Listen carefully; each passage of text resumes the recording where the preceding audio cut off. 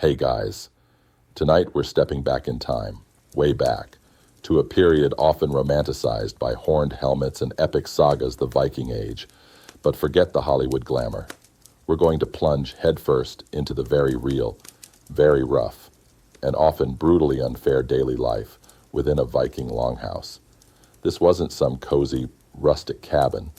It was a communal living space, a hub of an entire extended family or clan, and its social dynamics were as rigid and unforgiving as a Norse winter. Imagine living side by side with dozens of people, all vying for survival and status, where your very existence depended on your place in a harsh, unyielding hierarchy. You think your roommate situation is tough? Try living with 50 people, their animals, and the ever-present threat of violence, all under one smoky roof. You'd probably not make it through the first harvest. So, before you get comfortable, take a moment to like the video and subscribe, but only if you genuinely enjoy what I do here. Let me know where you're listening from and what time it is for you right now in the comments below. Now, dim the lights, maybe turn on a fan for that soft background hum, and let's ease into tonight's journey together. You push aside the heavy, hide-covered door, and the first thing that hits you is not the biting Scandinavian wind you've just escaped, but a thick, cloying mixture of smells.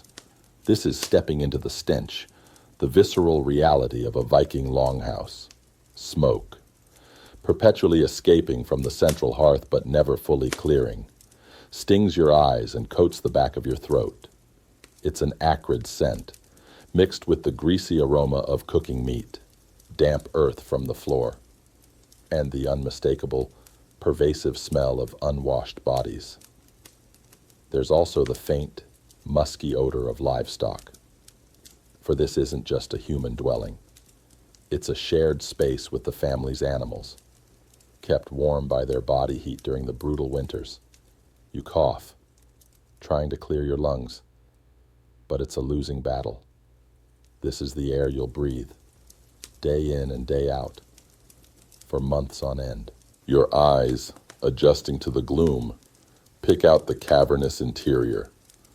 The longhouse stretches out before you, a single, vast room, its walls made of turf or timber, its roof steeply pitched to shed snow.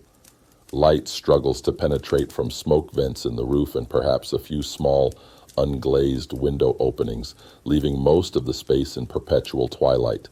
In the center, a long, narrow fire pit stretches almost the entire length of the hall, glowing with embers and flickering flames. This is the heart of the home, providing warmth, light, and the means to cook.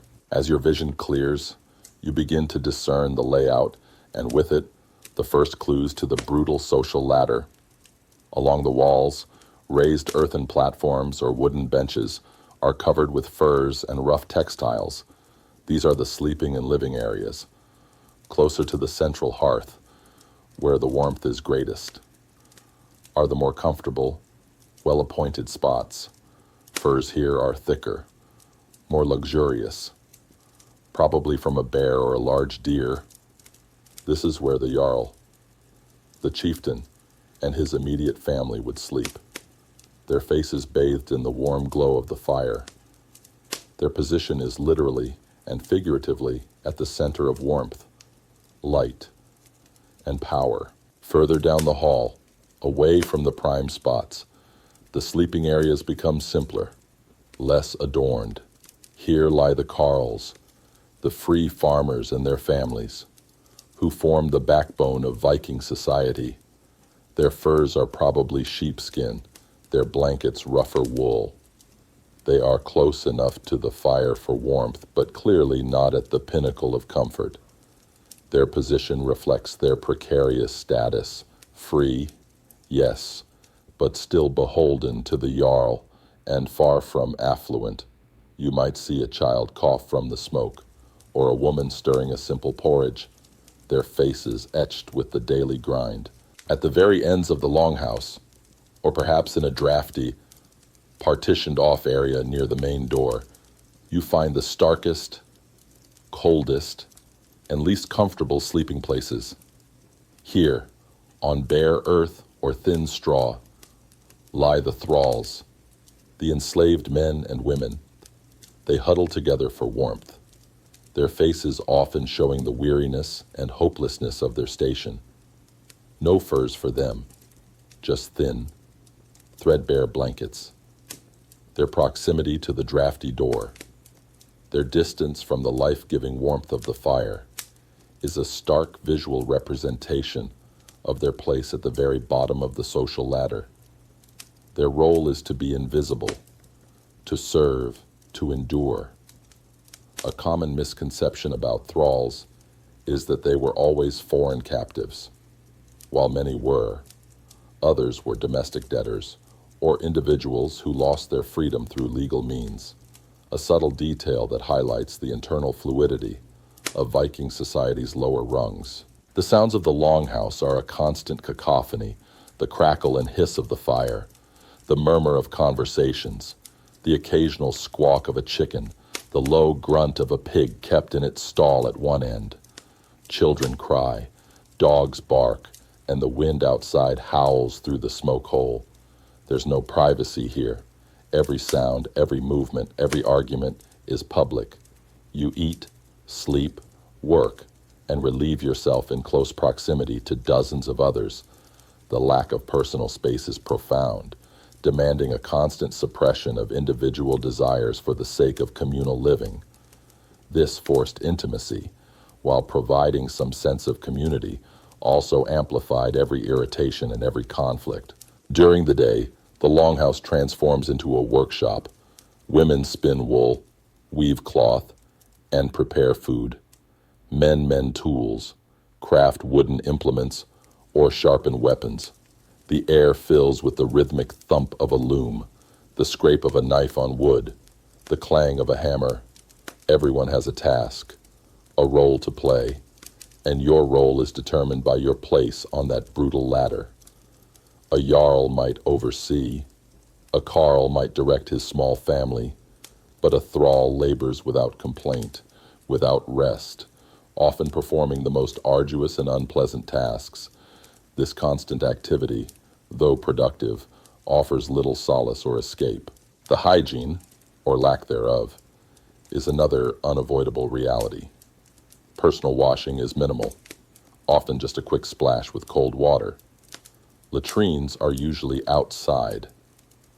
Simple pits, but their proximity to the Longhouse and the general lack of sanitation mean that disease is a constant threat. Fleas, lice, and other parasites are common companions. The rough clothing, rarely washed thoroughly, adds to the general grubbiness. This isn't a judgment.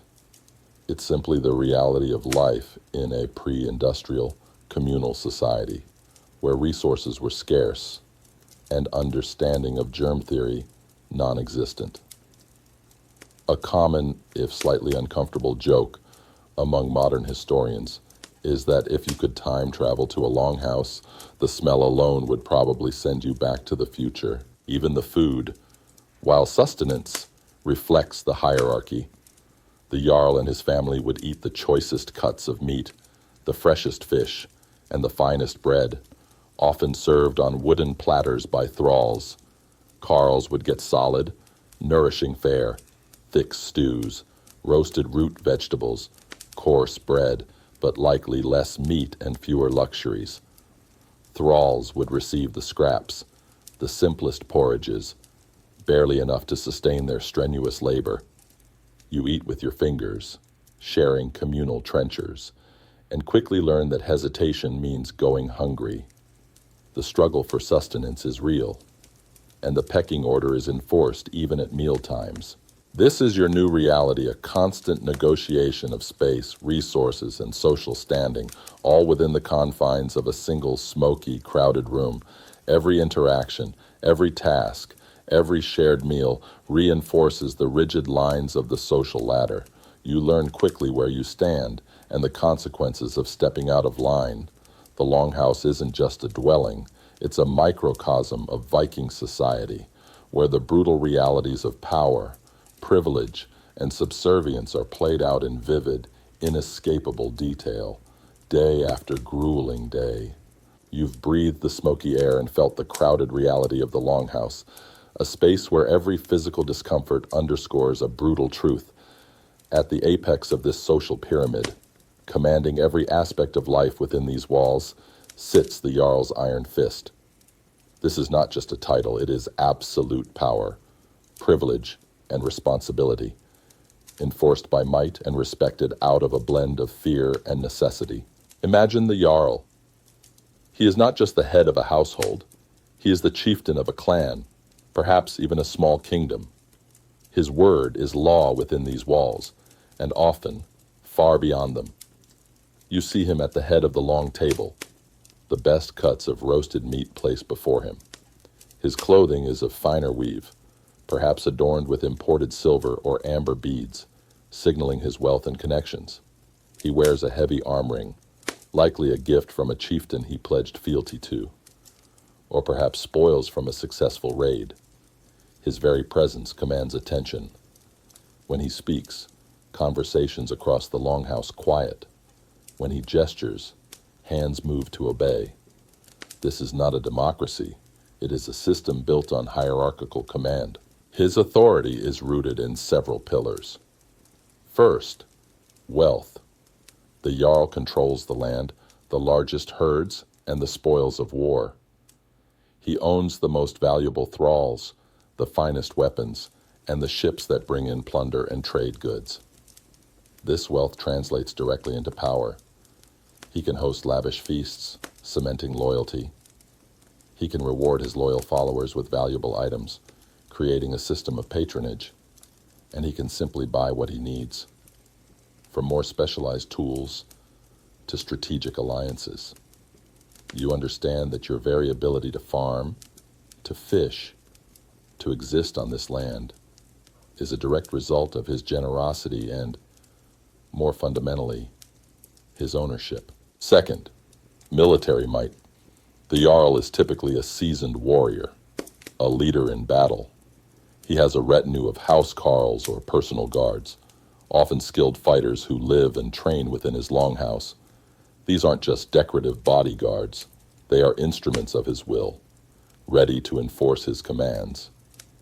If a Karl disobeys, if a Thrall attempts escape, or if an outsider challenges the Jarl's authority, these house Karls are the ones who swiftly restore order.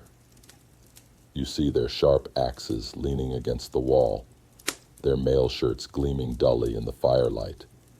Their presence is a constant, subtle reminder of the force that underpins the Jarl's rule. A common, yet often overlooked, detail is that the Jarl's personal guard, the Karls, were not always freeborn, but could include particularly skilled and loyal former thralls who had earned their freedom and trust. Third, lineage and reputation. The Jarl's power is often inherited, tracing back to revered ancestors who founded the clan or distinguished themselves in battle. He carries the weight of his family's Urlug fate, destiny, and Hamingja luck, fortune. His reputation, built on past victories, wisdom in council, and generosity as a host, is crucial. A strong reputation attracts more followers, better warriors, and favorable alliances. A Jarl who consistently loses battles, or whose harvests fail, or who is seen as miserly, risks losing the respect of his Karls, and ultimately his position. This constant pressure to maintain his reputation means he can be both a terrifying figure and, at times, surprisingly pragmatic and calculating in his decisions. His daily life, while privileged, is also demanding.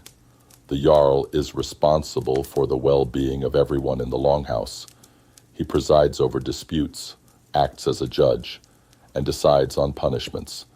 He plans the planting and harvesting cycles, organizes hunting and fishing expeditions, and, perhaps most importantly, leads raiding and trading voyages. Every significant decision, from where to establish a new farmstead to whether to retaliate against a neighboring clan, rests on his shoulders. This isn't just about luxury, it's about constant vigilance and strategic thinking. He carries the burden of leadership in a brutal world. The Jarl's generosity, while strategic, is also expected. He hosts the communal meals, providing the primary source of food for many in the Longhouse. He offers shelter and protection. In return, his Karls provide labor, loyalty, and military service when called upon. It's a reciprocal relationship, but one heavily weighted in the Jarl's favor. He distributes plunder after a successful raid, but he takes the lion's share. He allows Karls to work portions of his land, but demands a significant portion of their yield. This system ensures his continued wealth and dominance, reinforcing the social ladder with every shared meal and every issued command. Even within the Jarl's immediate family, there's a hierarchy.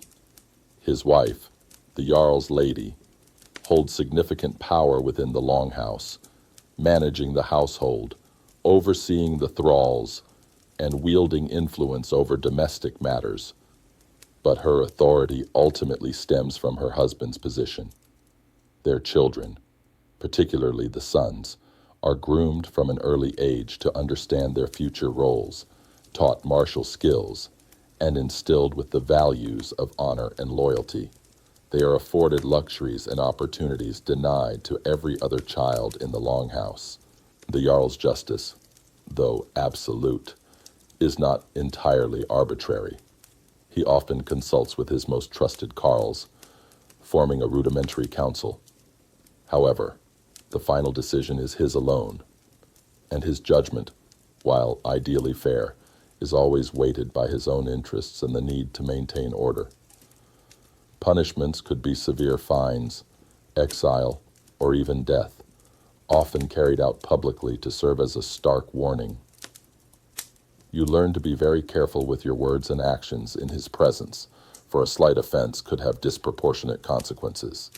A common academic debate among Viking scholars is the extent to which Jarls held truly absolute power versus being bound by unwritten customary laws and the need to maintain the support of their freemen. The Jarl's space within the Longhouse is also subtly, yet powerfully, distinct. He has the best furs, perhaps even a finely carved wooden chair, while others sit on simple benches or the ground. His weapons rack might display ornate, highly valuable swords or axes. While the Longhouse is communal, his corner, his hearthside position, is clearly demarcated as the center of power and prestige. It's a visual reminder that while all live under one roof, not all live equally. Ultimately, the Jarl's iron fist is the foundation upon which the entire Longhouse society is built. It ensures order, provides protection both from external threats and internal disputes, and orchestrates the economic activities that sustain the community. But it also means that your life, your freedoms, and your very survival are utterly dependent on his will, his fortunes, and his interpretation of justice. It's a brutal reality where leadership is earned through strength and maintained through a delicate balance of respect, fear, and absolute authority. You learn quickly to navigate his moods, to anticipate his desires, and to never ever challenge his word. You've felt the crushing weight of the Jarl's authority, a constant reminder of the peak of the Longhouse ladder. Now, let's descend a rung and confront the reality of life for the Karls the freemen's fight. These are the backbone of Viking society, the independent farmers, craftsmen, and warriors who technically owned their land and enjoyed certain rights, but whose existence was a precarious, constant struggle for survival and status, always under the Jarl's watchful eye. Imagine yourself as a Karl, perhaps in your late 20s, already hardened by years of labor. You own a modest plot of land, a small herd of cattle or sheep, and perhaps a few chickens. This land, your odal land, is your most precious possession, passed down through generations. It grants you your freedom, your right to bear arms, and your voice at the local thing, the assembly where laws were made and disputes settled. This is what sets you apart from the thralls. You are a free person, a master of your own destiny, within the bounds of custom and the Jarl's power. This is the idealized image of a Viking freeman, independent, proud, and self-sufficient. However, the reality of this freedom is far more nuanced, and often far more brutal. Your farm is not a boundless paradise. It's a small patch of arable land, wrested from the unforgiving Scandinavian soil, constantly threatened by harsh winters, poor harvests, and raiding parties from rival clans. Your entire family's survival hinges on the success of your crops and the health of your livestock.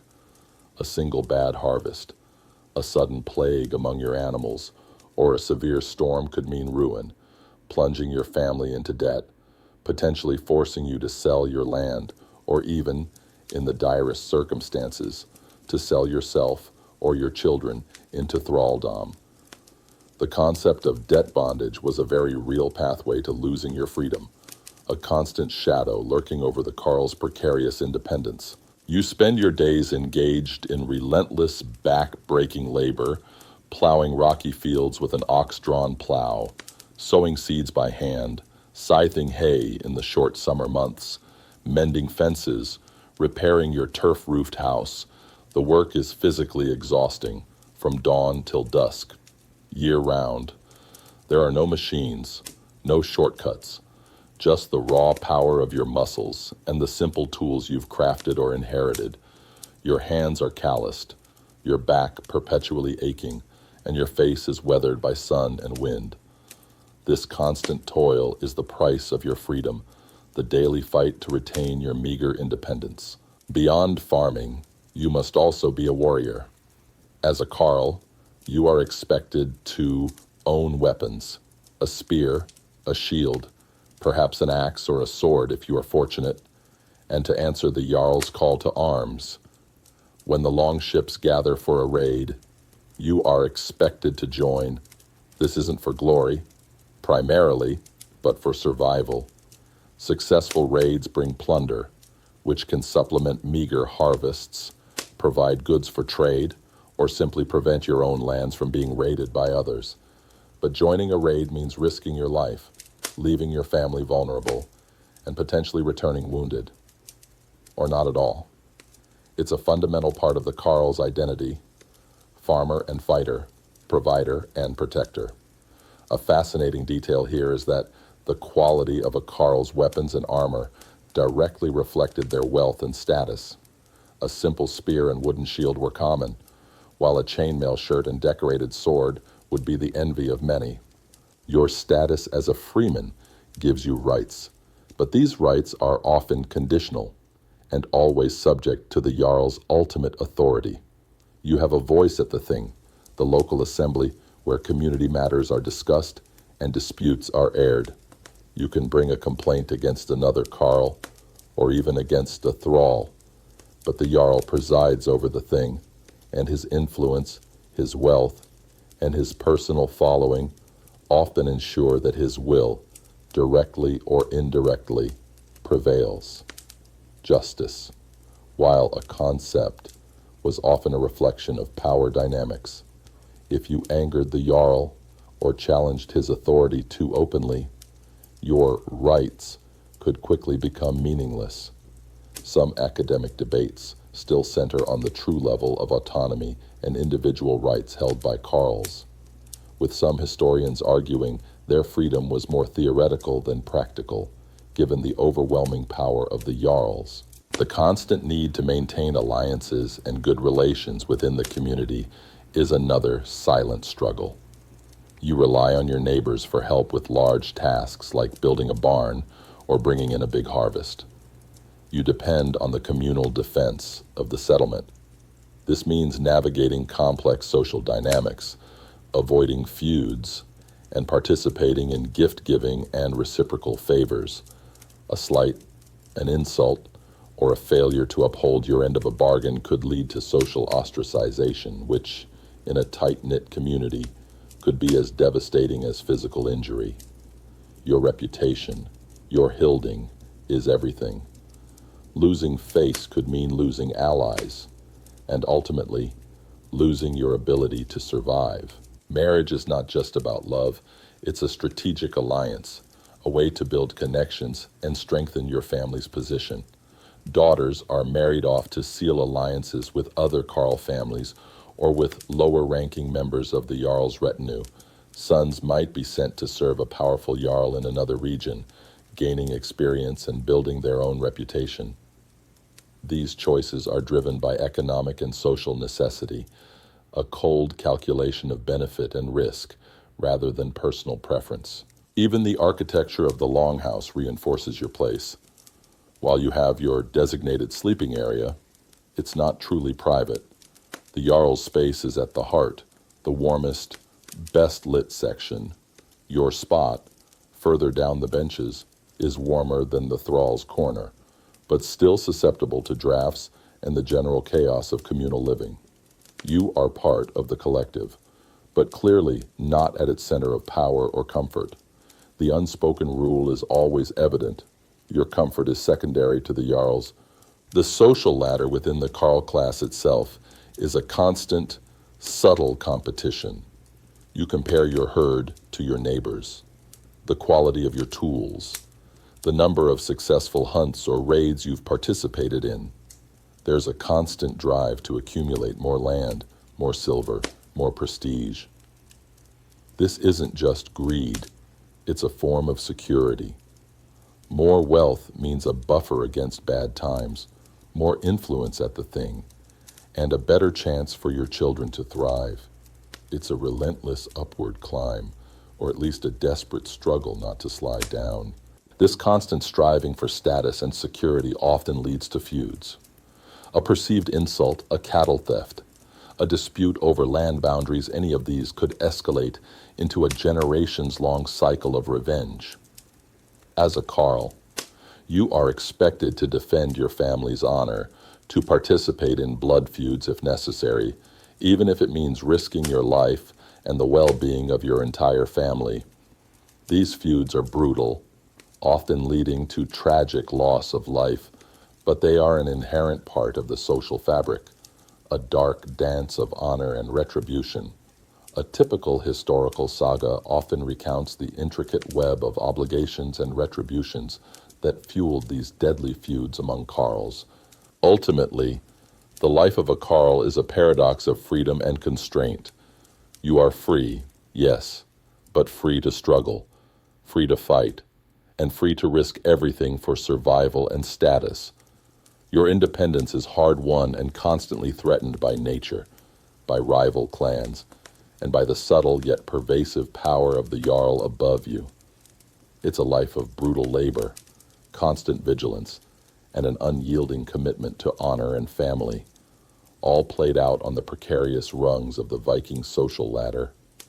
You learn to be resilient, resourceful, and ever prepared, for your freedom is not a gift, but a perpetual battle. You've felt the Jarl's authority and fought the Karl's struggle for precarious freedom. Now, descend another rung to a position where even that limited independence is a distant dream. This is the reality of hired hands and hardship, the grinding toil and limited rights of the landless laborers, caught between the free Karls and the enslaved Thralls, with little hope of upward mobility. Imagine yourself as a young man, perhaps barely out of your teenage years, or a weathered older individual who lost his land due to misfortune or debt. You don't own land, you don't own tools of any significance, and you certainly don't own yourself in the way a Karl does. Your only asset is your strength, your willingness to work, and your time. You are a farmhand, a laborer, or a hired servant, existing on the fringes of the Longhouse society, deeply dependent on the Jarl or a wealthy Karl for your very sustenance. This is a life defined by physical exhaustion and a constant, low-level anxiety about your next meal, your next shelter. Your days begin before dawn, often earlier than even the Karls. While they might be preparing their own modest meals, you are already out in the fields, or tending to the livestock, or performing tasks around the longhouse. There's no seasonal break for you, no lull in the work. When the harvest is in, you're clearing brush, mending fences, repairing buildings, or preparing for winter. When winter bites, you're chopping endless amounts of wood, hauling water, feeding animals, and repairing equipment in the dim, smoky longhouse. Your work is often the heaviest, the most monotonous, and the least rewarding. Your body is a tool, and you use it until it aches. Then you use it some more. A common, yet often unremarked aspect of this life was the pervasive, dull pain from chronic physical exertion, something that defined daily existence for these laborers. Your compensation is meager. You might receive food, typically the simplest, coarsest fare, perhaps just a bowl of thick porridge and some dried fish, and shelter within the longhouse. Sometimes, you might get a small amount of woven cloth for new clothes, or perhaps a cheap metal tool. But true wages, in silver or other valuable goods, are rare. You exist on the edge of subsistence, your stomach rarely truly full, your clothes always worn. This constant economic insecurity means you cannot save, cannot accumulate wealth, and therefore cannot escape your situation.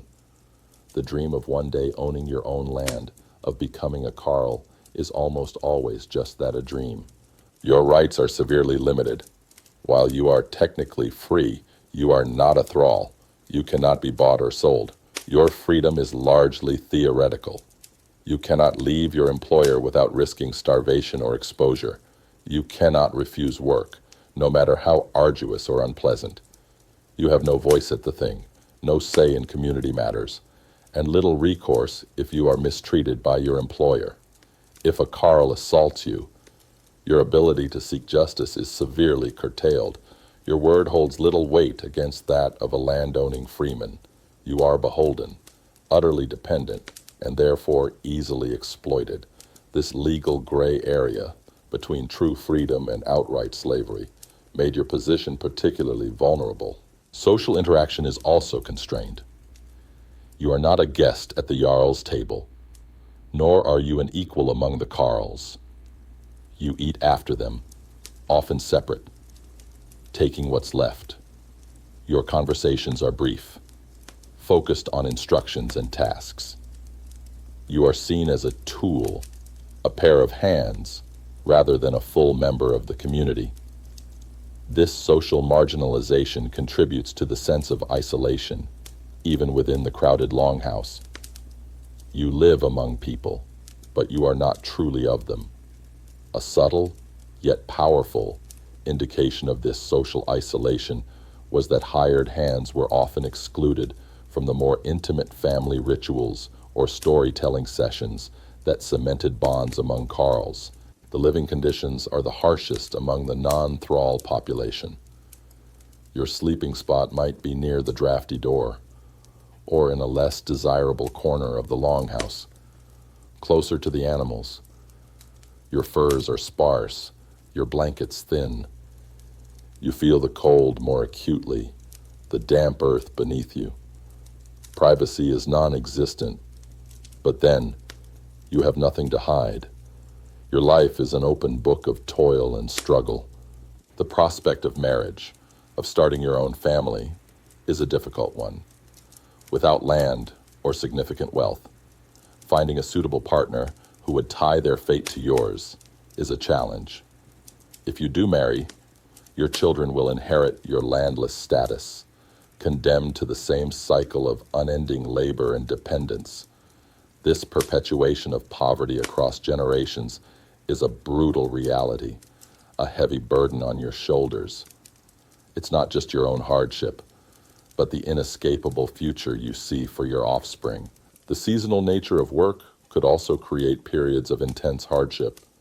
While you might be indispensable during harvest or planting, there could be times, particularly during lean winters or unexpected famines, When your labor is no longer needed, you could be dismissed, left to wander the unforgiving landscape in search of new employment, or worse, forced to beg or steal, risking your freedom entirely. The threat of becoming a desperate, stateless wanderer was a constant fear, a precipice always just a step away. Even the limited opportunities for upward mobility are a grueling path. Perhaps if you prove yourself exceptionally strong, exceptionally loyal, or exceptionally skilled, you might catch the eye of a Jarl or a wealthy Karl. You might be offered a slightly better position, a more secure arrangement, or perhaps even a small plot of land in return for years of dedicated service. But these opportunities are rare, fought over fiercely, and often come with a lifetime of expectation and continued subservience. It's a ladder with very few rungs, and each step up requires immense effort and often a good deal of luck. A common academic debate among historians of Viking society revolves around how truly permeable these social strata were, and whether upward mobility for laborers was an exception rather than a genuine possibility for many.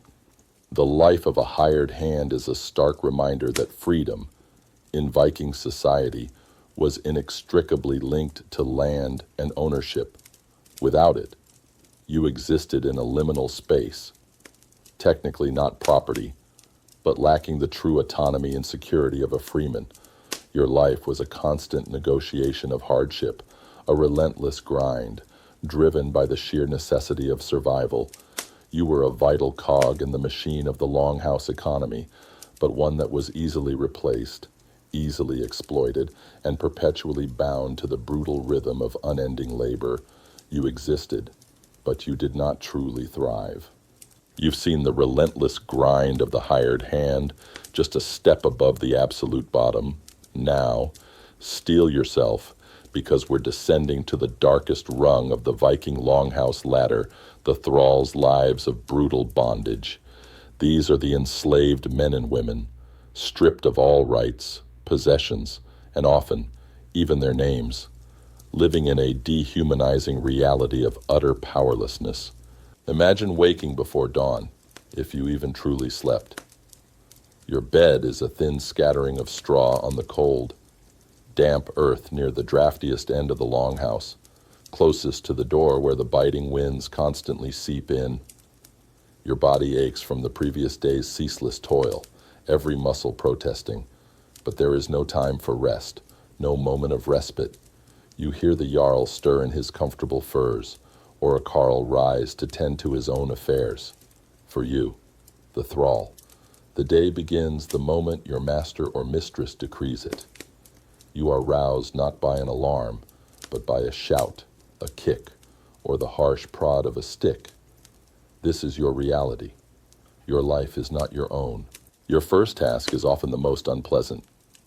You might be ordered to clear the animal pens, shoveling out reeking manure, or perhaps you're fetching water from a distant, freezing stream, your hands raw with cold. You might be tending the cooking fire, ensuring the Jarl's morning meal is ready, while your own stomach gnaws with hunger. There is no negotiation, no refusal. Disobedience means punishment, and punishment for a thrall can be swift, brutal, and often public. You've seen thralls beaten with sticks, their screams echoing in the longhouse. You've witnessed others branded, their skins scarred as a permanent mark of ownership. The threat of violence is a constant companion, a heavy chain on your spirit, even if unseen.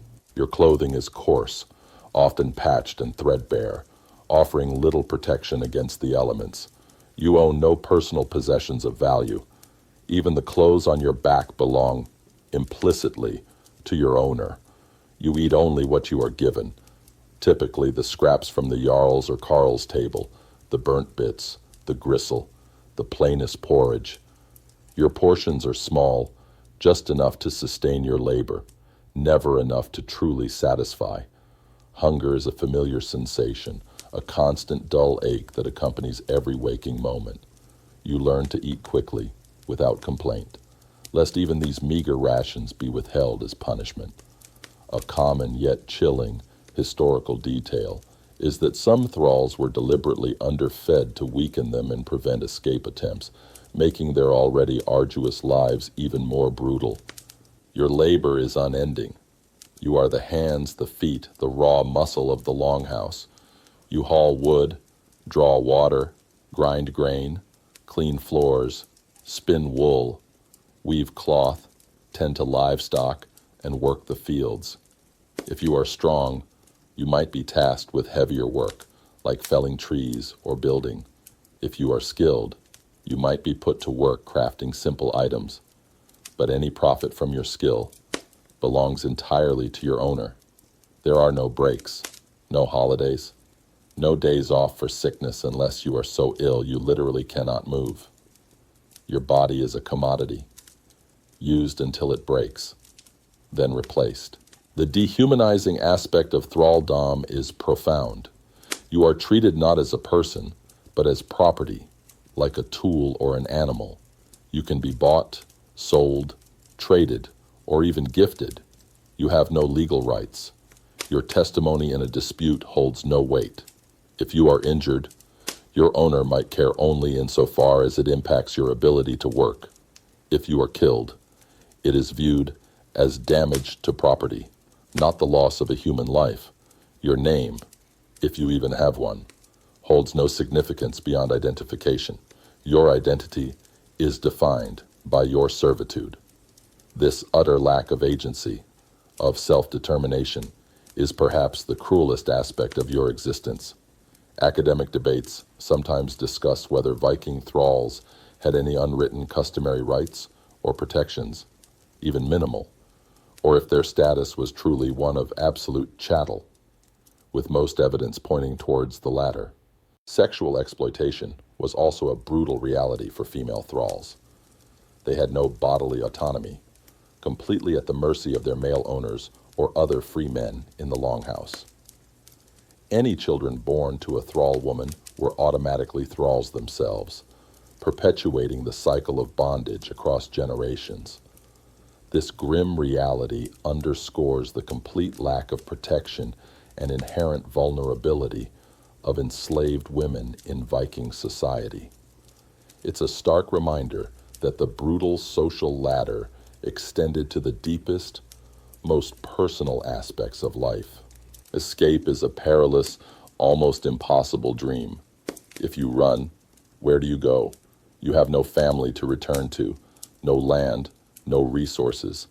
The wilderness is vast and unforgiving. If caught, the punishment would be severe, a public example to deter others. Many thralls likely died attempting escape, or were recaptured and subjected to even harsher treatment. The very society you live in is built to keep you enslaved, with no official avenues for redress or liberation. The legal framework offered almost no pathways for a thrall to gain freedom through legal means. Unlike some other historical societies, the only faint glimmer of hope for a thrall was the possibility of manumission, gaining freedom through a benevolent owner. Perhaps you performed an act of extraordinary bravery, or your loyalty was so absolute that your owner, in a moment of generosity, decided to free you. But this was rare, a gift, not a right. And even a freed thrall, a Leysinger, faced severe social stigma and limited opportunities. They often remained dependent on their former owner, or struggled to find their place in a society that valued land and lineage above all else. A particularly poignant historical example can be found in sagas where thralls are sometimes freed for exceptional service. But even then, their children remained enslaved, highlighting the incremental nature of freedom. The thrall's position is not just at the bottom of the ladder, it's outside the ladder of human dignity entirely. They are the silent, suffering engine of the Viking economy, their invisible labor fueling the feasts of the Jarls and the struggles of the Karls. Their lives are a constant, unending testament to brutal power dynamics, where might makes right, and the lowest rung offers no shelter, only endless toil and profound dehumanization. You are not a person with a name or a future. You are simply a thrall, owned, controlled, and utterly dispensable. You've seen the depths of thralldom, the absolute bottom of the Viking Longhouse's brutal social ladder. Now, let's consider another vital, yet often complex aspect of this hierarchy: women's roles and rules. While the sagas often focus on male warriors and chieftains, women were the bedrock of the Longhouse, wielding significant, if often unofficial, power and facing their own distinct set of challenges and brutal realities within this rigid society. Imagine yourself as a woman in the Longhouse. Your life is fundamentally different from a man's, defined by a distinct set of expectations, responsibilities, and limitations. While men might go raiding, trading, or hunting, your domain is primarily the household. This isn't just domestic chores as we understand them today. It's the meticulous, relentless management of the very engine of survival for dozens of people. You oversee the thralls, directing their labor, ensuring food is preserved, clothes are made, and the Longhouse remains a functional living space. Your days are filled with arduous, often monotonous tasks: grinding grain, baking bread, churning butter, curing meat and fish, spinning wool into yarn, weaving cloth on the loom, mending garments, and tending to the sick. This wasn't merely busy work, it was skilled labor, vital for the entire household's well-being. A truly intriguing aspect of Viking women's lives is the archaeological evidence of women's graves containing keys, suggesting their symbolic and literal control over the household stores and resources. Your status within the Longhouse hierarchy largely depends on the status of your husband or father. If you are the Jarls lady, the mistress of the Longhouse, your position is one of immense, albeit delegated, authority.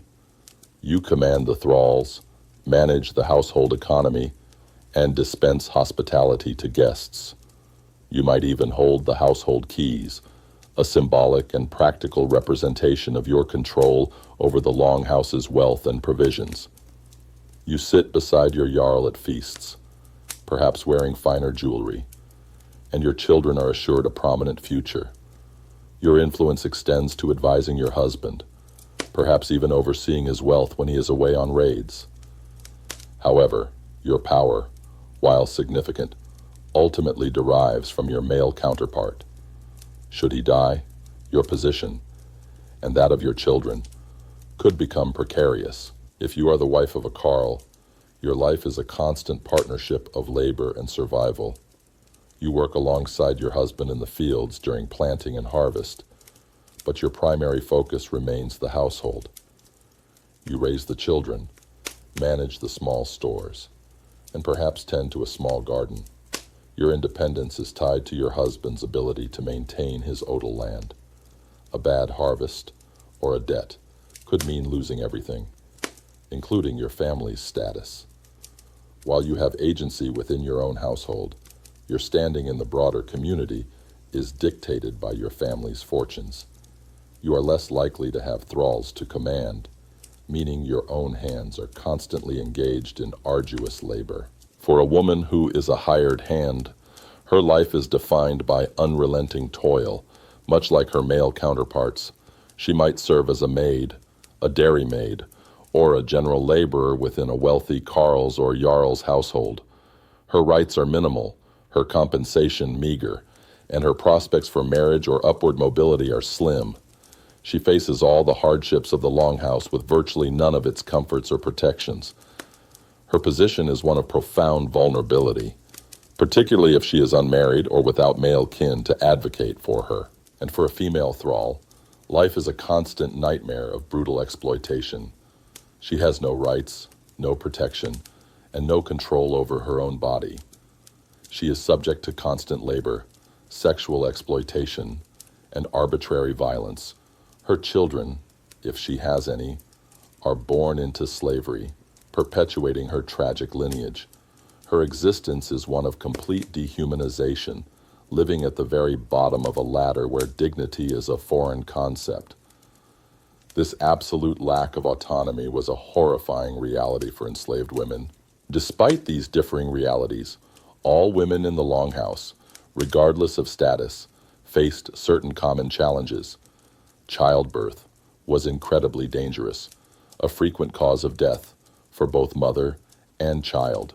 Infant mortality rates were astronomically high, and burying child after child was a grim reality for many women. The harsh climate, rudimentary medical knowledge, and constant physical strain took a heavy toll on women's bodies.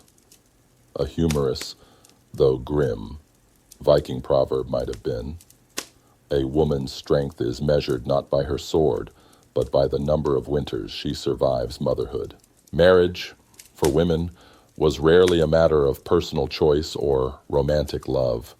It was a strategic alliance, arranged by male relatives to secure land, forge alliances, or consolidate power. A woman's value in the marriage market was often tied to her family's wealth, her skill in household management, and her ability to bear strong children. While a woman had the right to divorce under certain circumstances, like if her husband publicly shamed her or beat her unjustly, leaving a marriage could mean losing her dower and returning to her family's protection, often a precarious situation. Her societal value was inextricably linked to her role as wife and mother. Beyond the domestic sphere, women held a unique, if often unofficial, form of power, that of the keeper of the family's honor and memory. They were the storytellers, passing down the sagas and genealogies, reinforcing the lineage and reputation that was so vital in Viking society. They were the ones who mourned the dead, celebrated victories, and instilled cultural values in the next generation. Their influence was in the subtle shaping of narratives, in the upholding of traditions, and in the emotional heart of the household. Some academic debates highlight the often understated, yet crucial, economic power of Viking women, particularly in managing household finances and even engaging in trade in their husband's absence. Furthermore, women played a vital role in religious practices. They were often the practitioners of Seder, a form of Norse magic or prophecy, giving them a spiritual authority that transcended the male-dominated political and martial spheres. While sometimes viewed with suspicion, these vulvas, or prophetesses, were consulted for their insights into fate and the future, wielding a different kind of influence within the community. This spiritual power provided an alternative avenue for female authority outside the conventional social ladder. The Longhouse, then, was not just a space for men. It was a vibrant, often brutal, female domain. Women managed the daily rhythms of life, ensuring survival, perpetuating traditions, and holding the fabric of the community together. Their lives were defined by constant labor, patriarchal constraints, and the ever-present dangers of their world.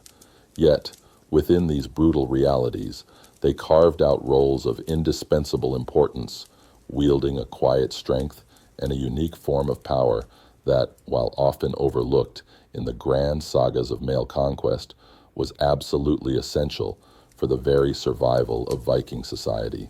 You've seen the distinct, often harsh, realities for women within the Longhouse's social structure. Now, let's pull back and observe how the entire community, with its rigid hierarchy, interacted during moments of both celebration and conflict feasts, factions, and feuds. These communal gatherings, far from being purely joyous affairs, were often intense arenas for social climbing, displays of power, and the dangerous ignition of long-simmering resentments. Imagine the Longhouse on a night of celebration. Perhaps it's a harvest festival, a wedding, or a victorious return from a raid. The central fire pit blazes, casting flickering shadows on the faces of dozens of people crammed within the smoky hall. The air, usually thick with daily odors, is now rich with the scent of roasting meat, wild boar perhaps, or a slaughtered ox, and the yeasty aroma of brewing ale, scalds, The poets and storytellers might begin to recite epic sagas of gods and heroes or praise the Jarls' prowess. The atmosphere is boisterous, filled with laughter, singing, and the clatter of drinking horns. This is the idealized image of Viking communal life. However, even in moments of celebration, the social ladder is starkly evident. The Jarl and his immediate family occupy the high seats at the center of the hall, near the warmest part of the fire, their faces illuminated by its glow. They are served first, receiving the choicest cuts of meat and the finest ale. Their drinking horns might be ornate, adorned with silver or carved bone. They preside over the feast, their laughter the loudest, their pronouncements holding the most weight. Every glance, every gesture reaffirms their position at the pinnacle. A common, though often unstated rule was that no one could leave a feast before the Jarl, a subtle demonstration of his absolute authority over the gathering. The Karls, the freemen and their families, sit further down the benches, arrayed according to their status, wealth, and proximity to the Jarl. A powerful Karl, with many warriors in his retinue and a strong reputation, might sit closer to the high seat, enjoying more attention and better portions. A poorer Karl, or one out of favor, might find himself relegated to the colder, less prominent areas. Their drinking horns are simpler, their portions generous but not extravagant. Conversations among them might be lively, but always mindful of the Jarl's presence. They are here to celebrate, but also to observe, to gauge the Jarl's mood, and to subtly assert their own standing among their peers. This wasn't just a party, it was a complex social performance. The hired hands, if present, sit on the fringes, perhaps near the thralls, or even standing, ready to serve. They eat what is given to them, usually after the Jarls and Karls have taken their fill, and their ale is likely the weakest brew. Their presence is primarily functional, to help with serving, cleaning, and attending to the needs of their betters. They are largely invisible in the merrymaking, their laughter quieter, their demeanor more subdued, acutely aware of their low position. And the Thralls, they are the unseen engine of the feast. They carry heavy platters, refill drinking horns, clean up spills, and fetch whatever is needed. They eat only the scraps left behind, if anything at all, after everyone else has finished. They are literally the foundation upon which the celebration rests, yet they are completely excluded from its joys. Their faces often expressionless, eyes downcast, moving with practiced efficiency. Their existence is a constant reminder of the brutal divisions that underpin the Longhouse.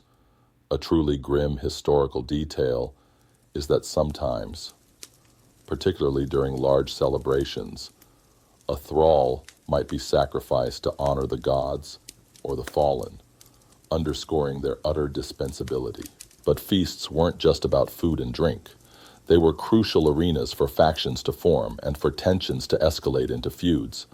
As the ale flowed freely, tongues loosened, old grievances, real or imagined, could resurface. A cutting remark about a man's honor, a subtle insult to a woman's family, or a veiled challenge to a Karl's wealth could quickly ignite a spark. Heated arguments might break out, hushed at first, then escalating into shouts. The Jarl, or his most trusted advisors, would try to intervene, but often the damage was already done.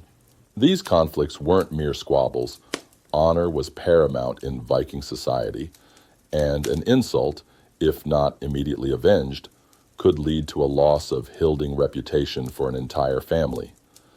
A perceived slight could escalate into a public challenge, perhaps a wrestling match, or even an exchange of blows.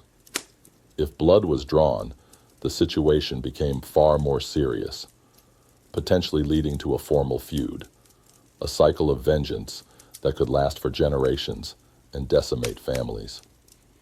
The Longhouse, meant to be a place of communal warmth, could quickly become a pressure cooker, turning celebration into the breeding ground for deadly, protracted conflicts. Academic debates still continue about the precise legal and social mechanisms that could either de-escalate or perpetuate feuds in Viking society, and the role of the thing in managing these disputes. The Jarl's role during these volatile gatherings was critical. He had to maintain order, often by sheer force of personality or the looming threat of his house Karls. He might mediate disputes, demand oaths of peace, or issue judgments to prevent a fight from escalating, but he also had to navigate his own alliances and rivalries, subtly favoring one faction over another, strengthening his own position while weakening potential challengers. Feasts were not just social events. They were political battlegrounds, where status was asserted, alliances were forged and broken, and the delicate balance of power was constantly renegotiated. The presence of skalds was crucial during these gatherings. Their sagas and poems served not only as entertainment, but also as a way to reinforce the values of the society: honor, bravery, loyalty, generosity. They could subtly praise certain individuals, elevating their status, or subtly mock others, diminishing their reputation. Their words held immense power, capable of inspiring glory or inciting vengeance.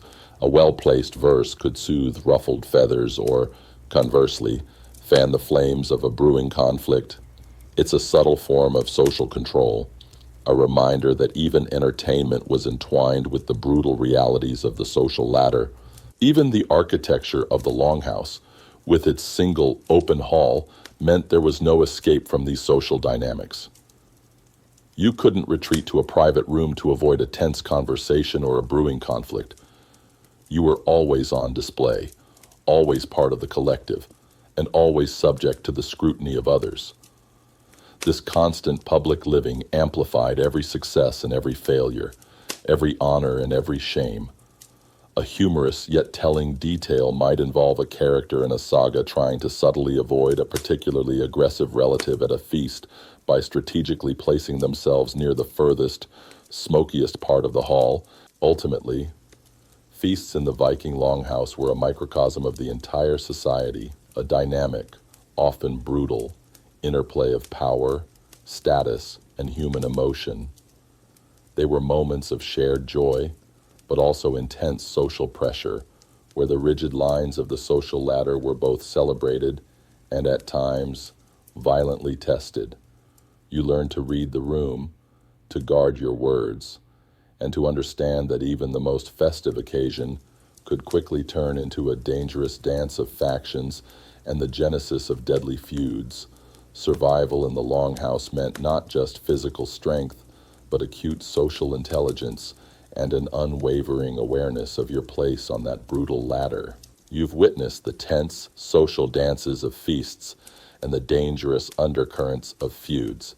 Now, let's delve into the very framework that governed these interactions and reinforced every rung of the Viking Longhouse ladder: honor, shame, and law. These were not just abstract concepts. They were living, breathing codes that dictated daily life, enforced social order, and could determine your very survival, often with brutal and unforgiving consequences. Imagine a dispute within the Longhouse. Perhaps a Karl accuses another of stealing a sheep, or a Thrall is caught trying to pilfer some dried fish. There are no police, no formal courts with robe judges, as we know them today. Justice, such as it was, operated on a system driven by reputation, community consensus, and ultimately the power of the Jarl. Every action, every slight, was weighed against the intricate balance of honor.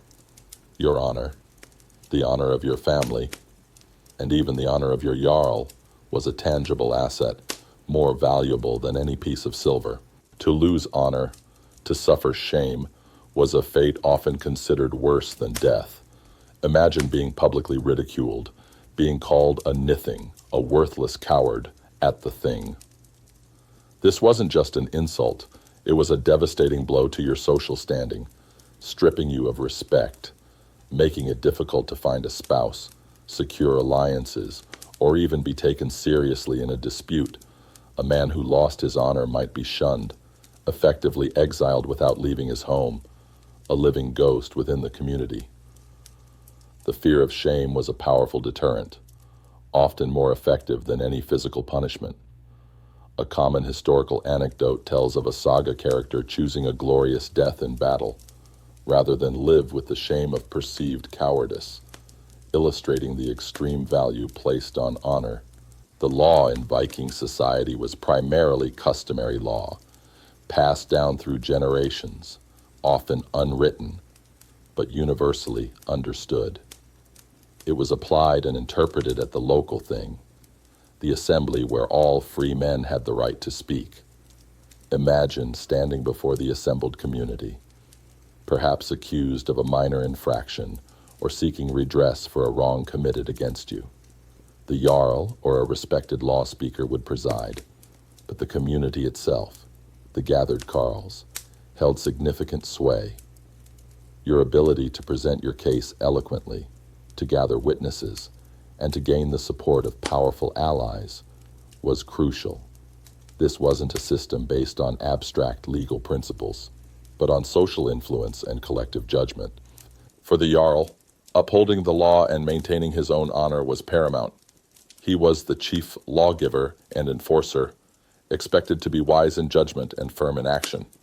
His authority stemmed from his ability to resolve disputes fairly, or at least in a way that maintained order and benefited his own interests. If a Jarl failed to deliver justice, or if his own actions brought shame upon himself, his authority could be undermined, leading to challenges to his leadership.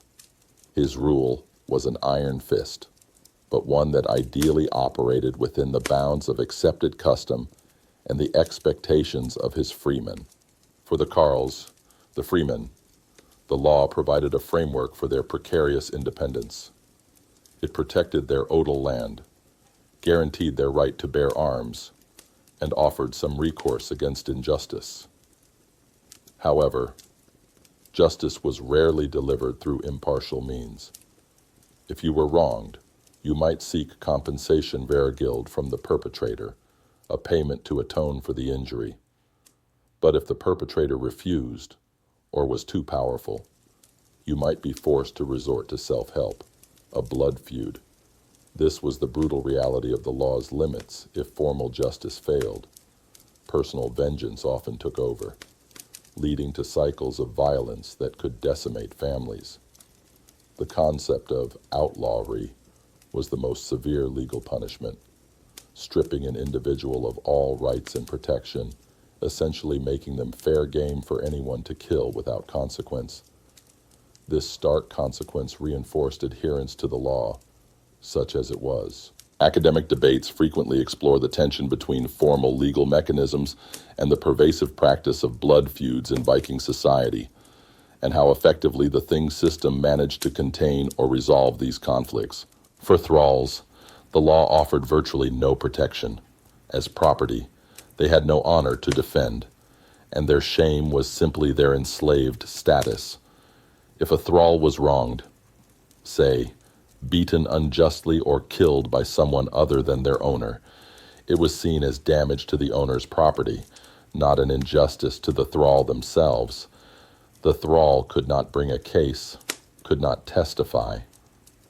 Their lives were outside the legal framework that governed free people, a chilling testament to their dehumanized status. This legal vacuum meant that their existence was dictated purely by the whims and justice of their owners. Women, particularly free women, occupied a unique legal space. They had the right to inherit property in certain circumstances, to manage their own dowries, and even to divorce their husbands. Their honor was intricately linked to the honor of their male relatives. An insult to a woman could provoke a fierce response from her brothers or father. While they could not speak at the Thing in the same capacity as men, their male relatives often represented their interests, and their social influence could still be considerable. The laws governing marriage, property, and divorce were complex, but they offered women a degree of legal standing often surprising for the period, though always within the patriarchal framework. The very physical space of the Longhouse reflected these legal and social codes. The Jarl's high seat symbolized his legal and moral authority. The communal nature of the hall meant that disputes often played out in front of everyone, making public opinion and social pressure powerful forces in the enforcement of unwritten laws. Gossip, rumor, and the collective memory of past actions played a crucial role in determining a person's standing and whether their claims would be accepted. A quiet chuckle about a neighbor's recent blunder, or a knowing glance during a legal dispute, could wield immense power. Ultimately, the brutal social ladder of the Viking Longhouse was held together not just by force, but by the pervasive, unforgiving codes of honor, shame, and law. Every individual's place was defined by their adherence to these codes, their ability to defend their reputation, and their standing within the community's judgment. It was a harsh system, often leading to violence and cycles of revenge, but it was the framework that allowed Viking society to function, to maintain order, and to define who held power, who struggled for freedom, and who was utterly without it. You learned to navigate this complex web of expectations and consequences, for your very life depended on knowing your place and understanding the rules of the game. You've navigated the intricate, brutal world of honor, shame, and law within the Viking Longhouse, understanding how these codes maintained a rigid social order, yet, surprisingly, not all power flowed directly from wealth, lineage, or martial might.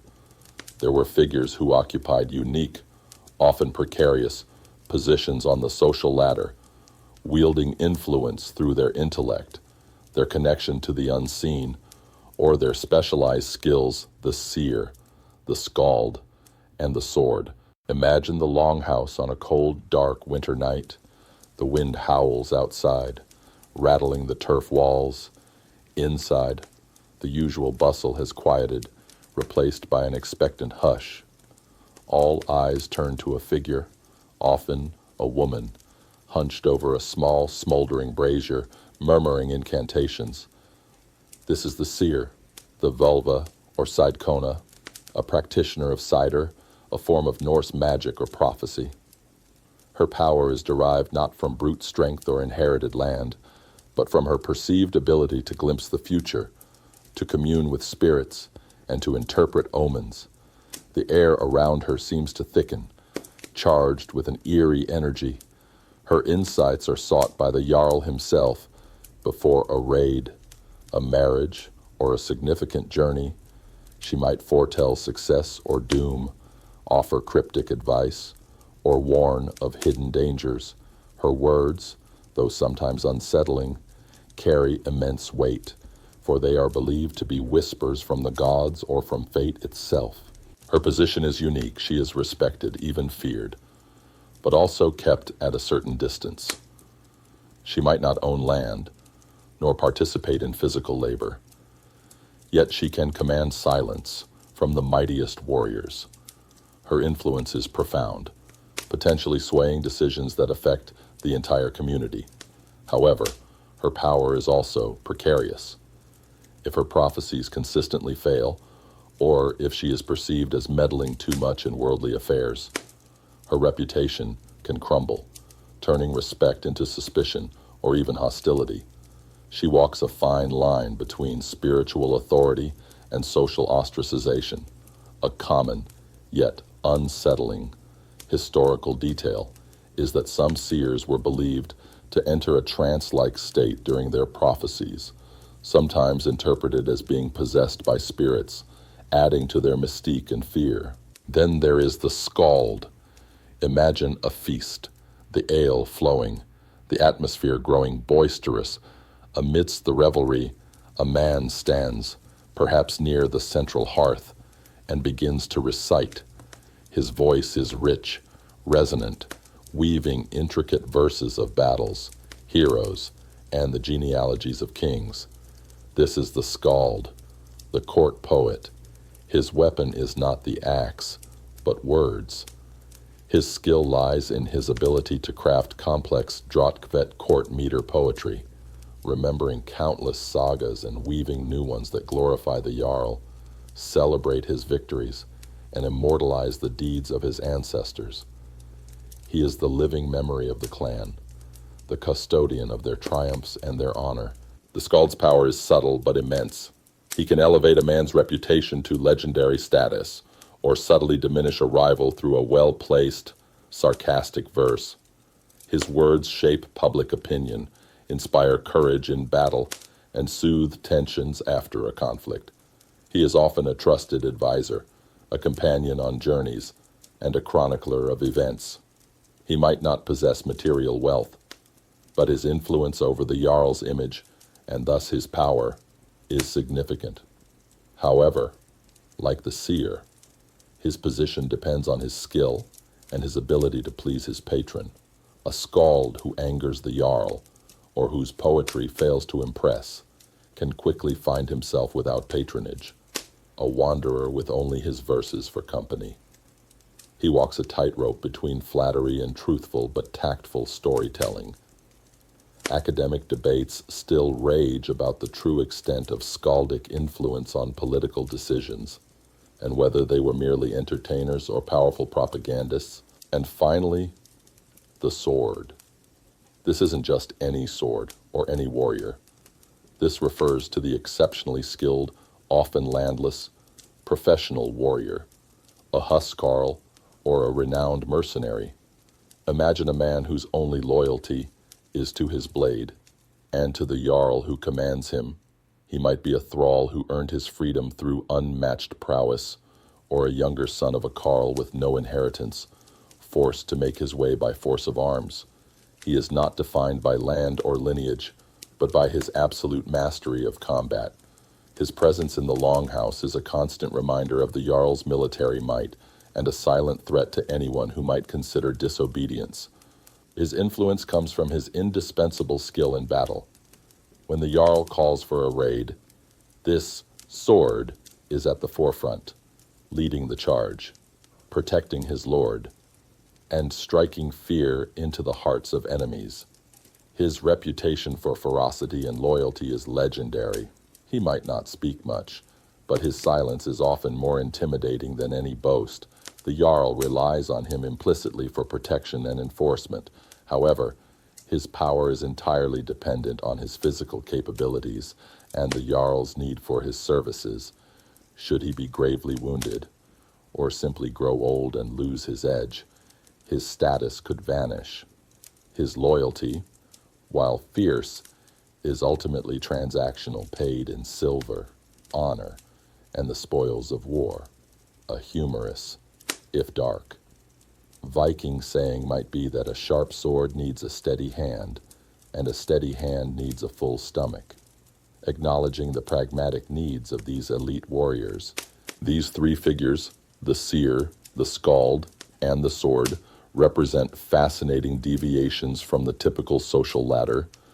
They don't fit neatly into the categories of Jarl, Karl, or Thrall. Their power is derived from innate talent, rigorous training, and a deep connection to aspects of life that transcend the mundane fate, memory, and martial prowess. They are essential to the functioning and morale of the Longhouse community, providing guidance, inspiration, and protection. Yet, their positions are inherently fragile. They rely on the continued belief in their abilities, the ongoing need for their skills, and the grace of their patrons. A false prophecy, a poorly crafted verse, or a lost battle could quickly diminish their standing and strip them of their influence. They are respected, but also somewhat apart, living lives dedicated to specialized roles that place them in a liminal space within the brutal social hierarchy. They are testaments to the fact that even in a society obsessed with land and lineage, other forms of power could emerge. carving out unique and often influential niches on the brutal social ladder of the Viking Longhouse. You learn to recognize their quiet influence, to heed their words, and to understand that power wears many faces, even in the most rigid of societies. You've explored the unique powers of the seer, the skald, and the sword, recognizing that influence in the Viking Longhouse wasn't solely about land or birthright. Now, as our journey through this brutal social ladder draws to a close, let's consider the ultimate ambition for those trapped on its lower rungs escaping the ladder's grip. For the unlucky, the dispossessed, or the ambitious, there were desperate, dangerous paths to upward mobility, or, for the thrall, the fleeting hope of freedom. Imagine you are a hired hand, toiling ceaselessly with no prospect of owning land. Your life is a grim cycle of labor and meager sustenance. How do you escape one perilous path is through raiding. You might volunteer to join a Jarls expedition, hoping to prove your worth in battle, to gain a share of plunder, or to catch the eye of the Jarl himself. This isn't just about adventure. It's a desperate gamble for status. If you distinguish yourself with bravery, if you acquire valuable loot, you might earn enough to buy a small piece of land or secure a more permanent place in a Jarl's retinue. The risk, of course, is immense death, disfigurement, or even capture and enslavement in a foreign land. But for someone with nothing, the promise of glory and wealth, however slim, was a powerful motivator. A common, yet often understated, reality was that many landless men saw raiding not as an act of aggression, but as an economic opportunity, a risky form of venture capitalism. For a Karl who has fallen on hard times, perhaps a series of bad harvests, or a devastating family feud, the path to regaining status is equally brutal. You might sell yourself or your children into temporary thralldom to pay off a debt, hoping to buy back your freedom later. Or you might become a mercenary, offering your sword to any chieftain willing to pay, constantly moving, constantly fighting, driven by the need to rebuild your family's fortune or honor. Your freedom is technically intact, but your life is one of constant peril and profound insecurity, always chasing the elusive chance to return to your former standing. Then there is the most desperate path of all for the thrall escape. Imagine the sheer terror and audacity required to flee into the vast, unforgiving wilderness with nothing but the rags on your back. You would be hunted, and if caught, the punishment would be horrific. Your only hope is to reach a distant, unknown land, or to find a sympathetic, powerful individual willing to protect you, perhaps a Jarl of another clan who might see value in your skills. But even if you succeed, you are a Lysinger, a freedman, forever marked by your former status, always struggling to integrate into a society that deeply valued lineage and land ownership. Your freedom is a fragile thing, constantly under threat from your past. Some historians still debate the true number of successful thrall escapes, but archaeological evidence and sagas suggest it was an incredibly rare and dangerous feat. Another avenue for escape from the ladder's grip was overseas settlement for ambitious Karls, or those fleeing feuds or famine, setting sail to new lands. Iceland, Greenland, even North America, Vinland, offered the promise of a fresh start, a chance to claim new lands, and to build a reputation free from the constraints of old hierarchies. Imagine the courage it took to leave everything behind, to brave the treacherous North Atlantic, to face unknown dangers in an alien land. But for many, this was preferable to the grinding existence on the lower rungs of the ladder at home.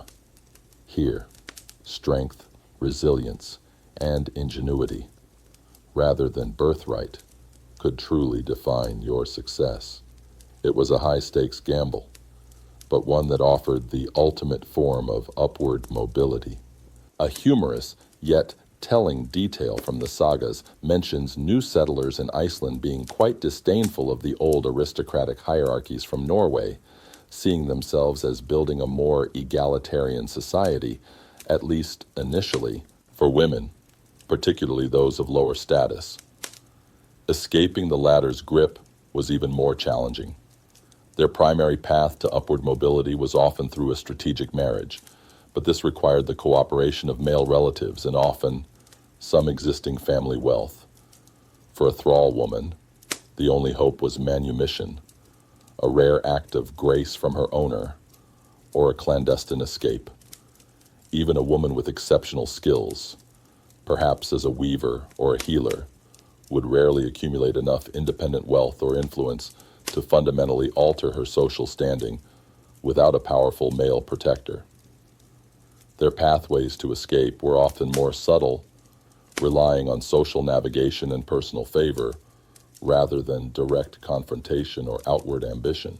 The very concept of a ladder implies movement, but for many on the lower rungs, it felt more like a cage. The system was designed to keep people in their place, with powerful deterrents against challenging the established order. The fear of outlawry, of losing all legal protection, was a constant shadow for Karls. The utter powerlessness of thralls made resistance almost impossible. This brutal stability ensured that the Jarls remained at the top and the thralls at the bottom, with little fluidity between the extremes. However, the sagas, while perhaps romanticized, do offer glimpses of individuals who, through extraordinary deeds, managed to transcend their birthright. A Karl might become a celebrated chieftain through military prowess. A thrall might gain his freedom through an act of profound loyalty or cleverness. These stories, while rare, served as powerful aspirational myths, fueling the faint hope that perhaps, just perhaps, the rigid grip of the social ladder could be loosened, even if only for a fortunate few. Academic debates still analyze the historical accuracy of these sagas, questioning whether such instances of upward mobility were genuinely common or merely literary tropes designed to entertain. Ultimately, escaping the brutal social ladder of the Viking Longhouse was not a common occurrence. It demanded incredible courage, immense physical strength, cunning, and often a hefty dose of luck. For every person who climbed, countless others remained trapped, defined by their birth, their labor, or their chains. The Longhouse, therefore, stands as a powerful symbol, a place of shared survival. Yes, but also a stark, enclosed world where every individual's life was brutally shaped by their assigned place on an unforgiving social hierarchy, a ladder from which only the most desperate or daring could hope to break free. The journey through the harsh social ladder of the Viking Longhouse is over. Let the images of the powerful Jarls, the free but hard-working Karls, the landless hired hands, and the pitiful slave thralls settle in your mind. Feel the smoky air, the power struggles, and the constant struggle for honor and survival. Now, all the noise has died down. All the pressure has subsided. There is only silence and soft darkness.